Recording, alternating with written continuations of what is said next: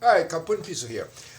I'm going to explain today the relation between all sexual acts that give us orgasm and religion and drugs.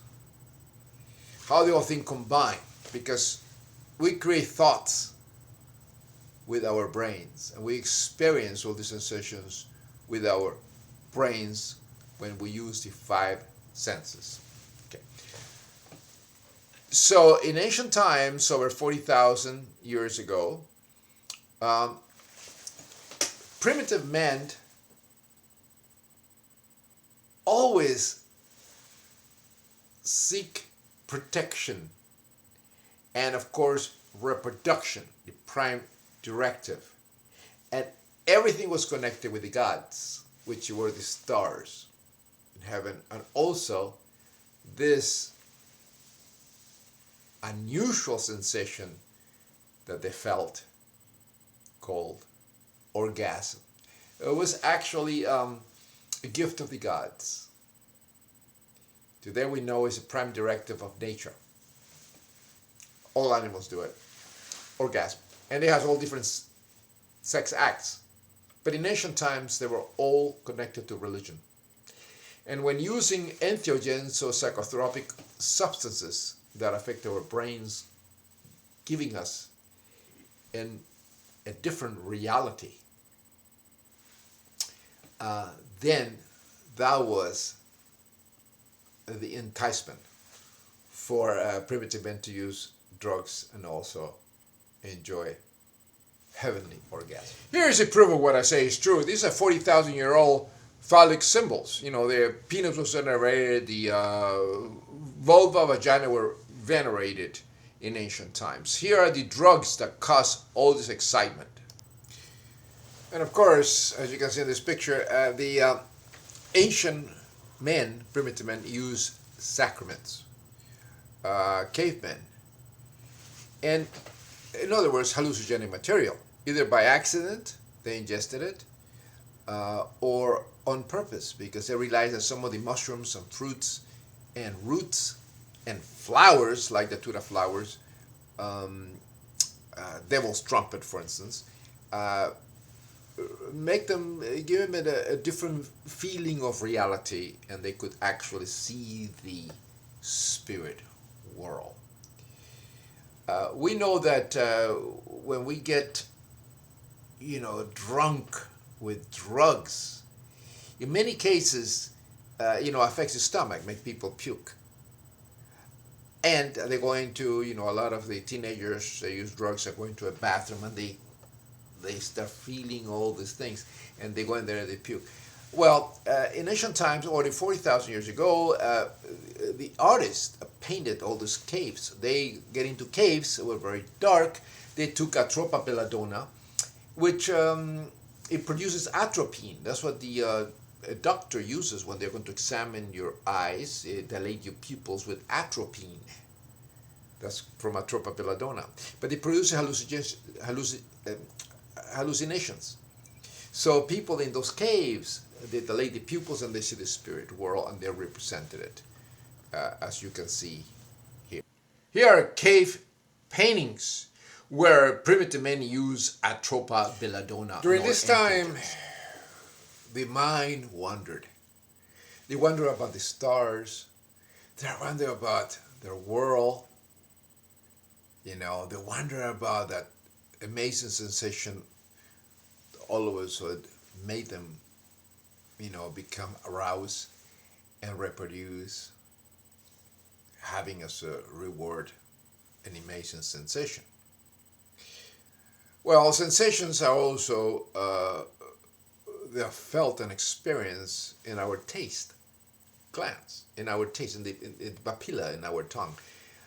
All this, our touch, all these senses, hallucinogenic material actually increases, augments. It's like an amplifier of the senses.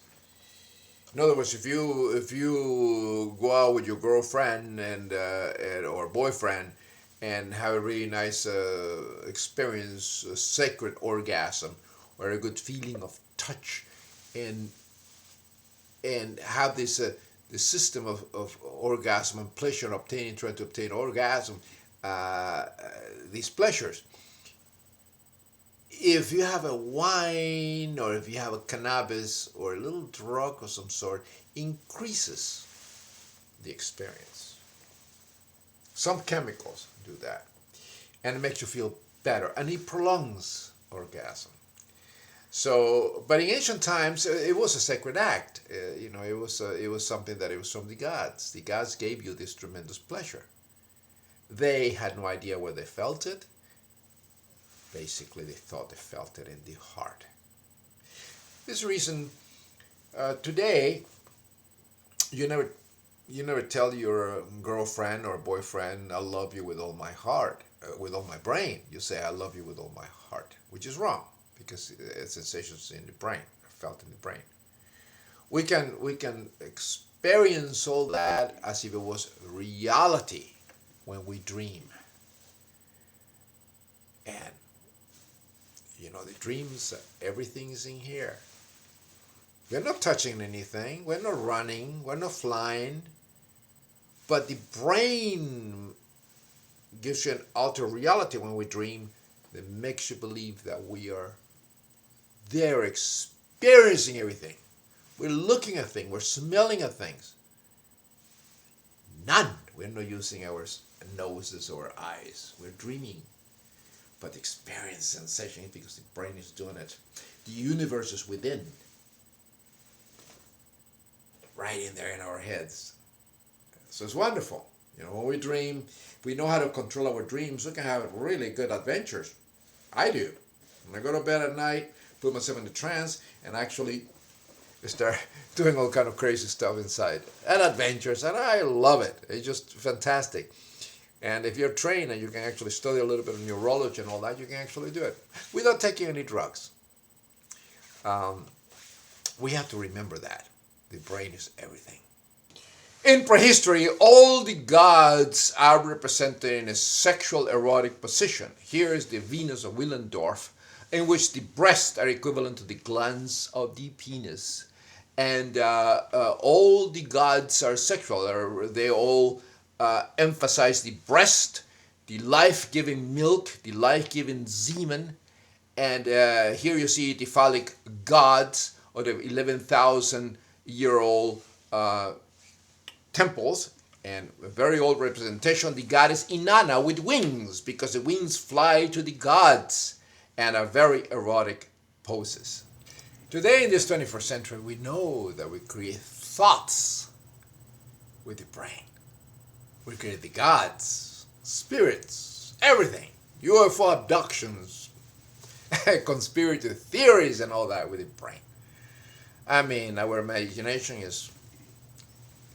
doesn't have any limits. But when you feel happy, because of chemicals in the brain, dopamine, neurotransmitters, oxytocin and dopamine, all these different things, it makes us like we're floating. Make us light. When you say, if you drink a lot, you feel lightheaded. Well, see, what is lightheaded? Few thousand years ago, people felt lightheaded when ingesting hallucinogenic materials. Sometimes were the sacraments in the religious ceremony, because all religious ceremonies had hallucinogenic materials. Datura flowers, haoma, and they have a pegamun harmala, ergot, different things, and wine, water wine, because the Romans used to have, the wine was very strong, they always and they actually put some floating flowers, datura flowers in it. That's the reason you see in the Roman ruins and the temple, you see flowers everywhere. Catholic Church, everywhere, flowers. In Islamic tradition, flowers.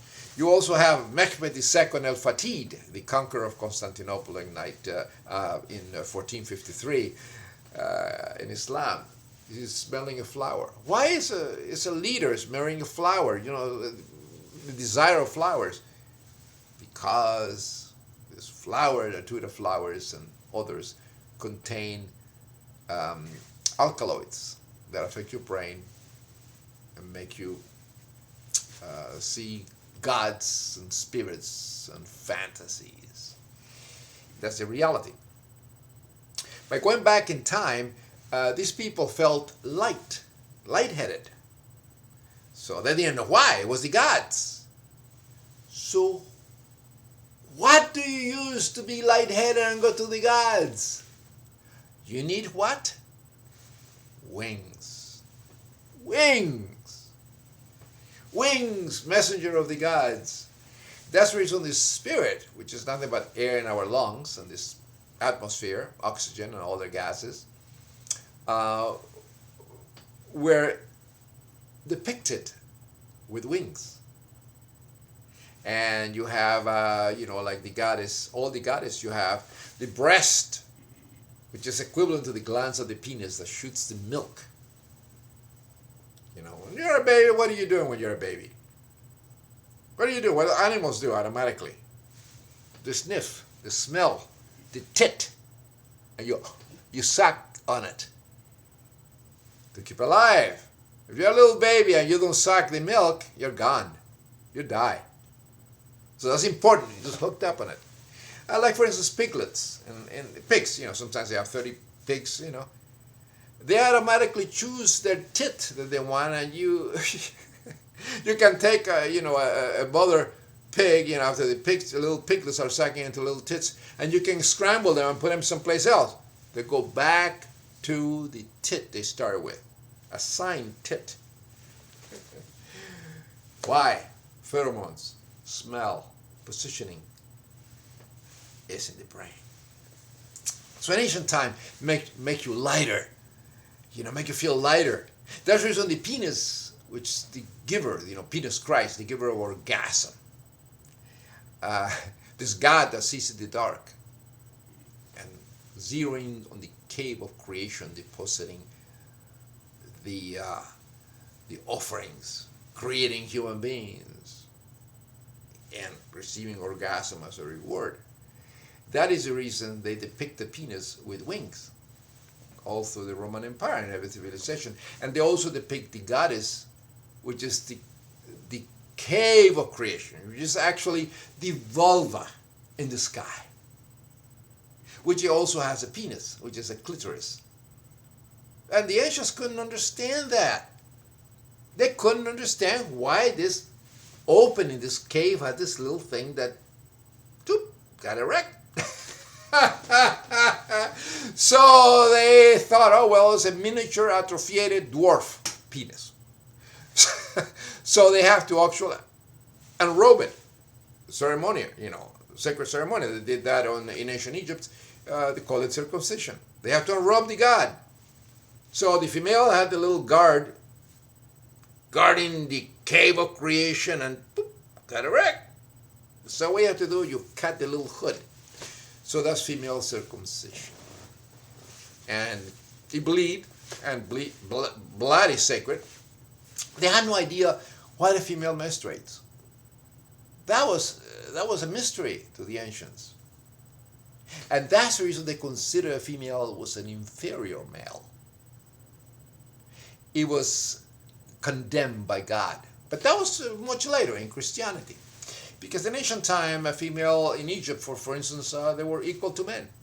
They were equal to men. There was no intolerance. They were compared the same. Christianity is the one that invented this. The psychosis invented actually pedophilia and craziness. In the 4th century, thanks to Constantinus. But then you see the females. They are depicted with the breast and tons of them, because they resemble the glands, the tits of a female, full of milk. They are very similar to the glands of a penis, the head of the Lord penis Christ with one eye, the orifice, the urethra, which the semen and urine shoots out. That was a mystery to the ancient times. There is reason the penis was sacred, and as I show in my other videos, when you bless in ancient times, you hold your penis like this and you bless it like that. See, and you worship it like this, and you try to commit fellatio this way. Sacred, no pornographic. Religious beliefs began with sex and drugs. Here is the autofellatio of the god Atun and Geb. Here is a spill in the milk, and notice the worshiping position. You clasp the hands, you hold the god between your hands. That's what people, when you kneel down and worship God with you clasping your hands and bowing your head, that's what you're doing. You're actually committing fellatio. It is important when one does research, to look at the epigraphy, not only the historical accounts, because in many cases they are wrong and they are mistranslations and everything. You have to look at the pictures, you have to compare meta-connections and also what historians said. But you have to take what the historian says with a grain of salt. You have to really compare it with the epigraphy to arrive at the truth. For instance, crucifixion is a mistranslation. And many historians say, oh yeah, the people were crucified. Well, that was a mistranslation, meaning impaling. Because the epigraphy says that it doesn't show anybody being crucified as a punishment. It's a symbol of the sun god. So, and it's depicted right over there, if you know how to research it. So that's important to look at the pictures, at the epigraphy, comparing all around. Well, the same thing happens with the sacred sex, with orgasm and fellatio and cunnilingus, which are actually sacred acts of the gods. When you actually commit infellation, you worship like people do in church. When the Christians kneel down in church and they do this, they're actually, they want to venerate the Lord penis Christ. In other words, they want to suck dick, to put it in the vernacular. But in ancient times, it was not pornographic. You have the king and the priest, and you worship them like this. And this is one of the reasons you have the Catholic Church with pedophilia. And why, when the God is over there, you're going to take a kid, an altar boy or whatever, or whoever wants to venerate the God, and he has to actually, come down and kneel down and face you this way, and you bless him. Why do you have to do that?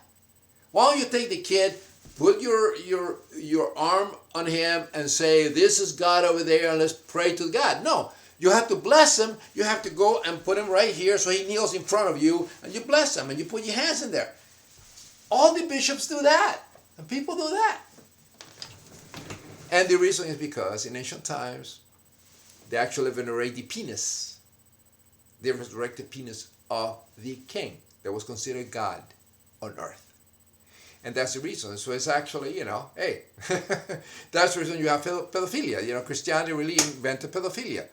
Because in ancient times, it didn't exist really as such, because the children were venerated.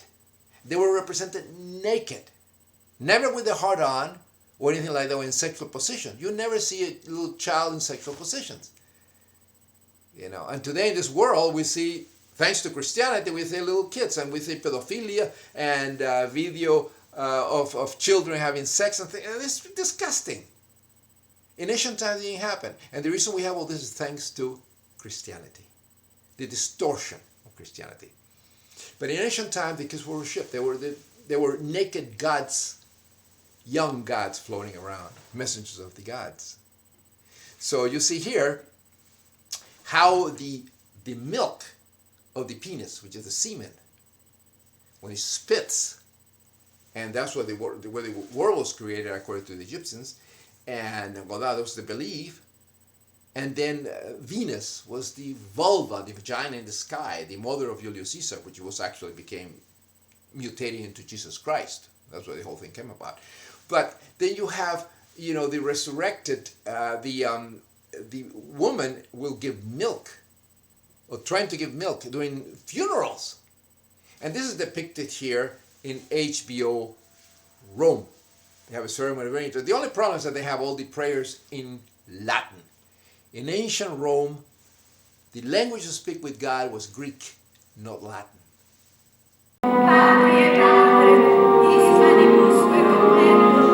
Catholic Church, Judaism, and Islam adopted everything for the Roman religion of the Roman Empire. Here's Hellenism, a god collecting the riches. Let's not forget, we obtain the blessings of the Lord Penis Christ and sacred orgasm with sacred Cunnilingus Fellatio Coitus. Enjoying everything.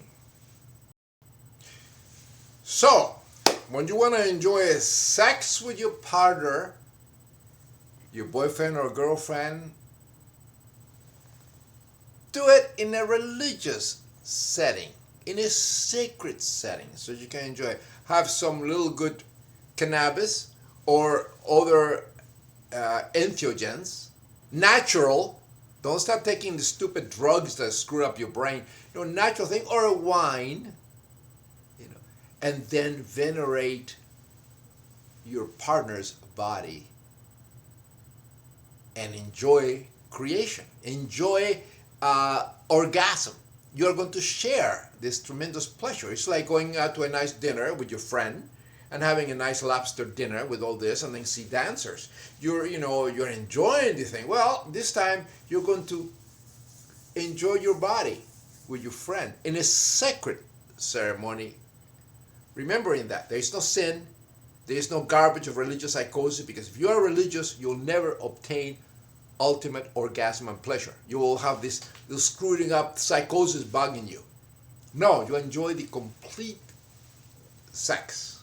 We're in the 21st century. So to enjoy it like that, that's the way you do it. And you make love, touching everything, because everything is sensitive in the body. You become an octopus. It's like when you know how to play an instrument, you touch all the keys to make good music. If you know the order of the keys and the melody, and you do this, you make nothing but noise. That's the reason I always consider sex a sacred act. You have to be a connoisseur of sex and enjoy every minute of this tremendous orgasm that you're going to feel right in the brain. But you use all your senses to enjoy it. Just like in ancient times. Everybody had a really good time. But they didn't know what we know today. Everything, all the thoughts and everything is created with the universes within that we create the gods with our brains. In Pace de Oro.